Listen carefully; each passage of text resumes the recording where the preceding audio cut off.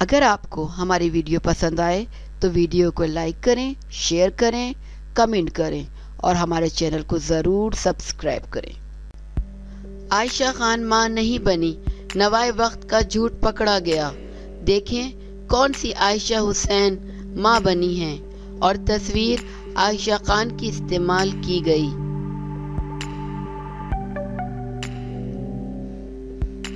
31 अगस्त के नवाए वक्त के न्यूज़पेपर में एक न्यूज़ आई जिसमें लिखा था कि आयशा खान मां बन गईं और तस्वीर आयशा खान की इस्तेमाल की गई।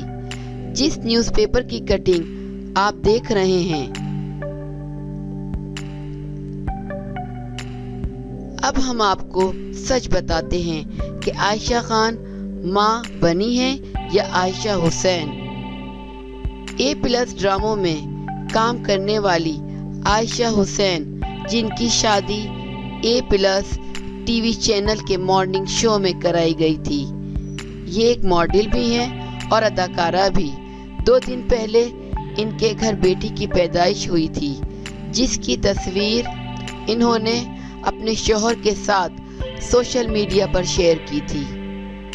अब सच आपके सामने है कि आयशा खान की नवाए वक्त ने गलत खबर शाया की है।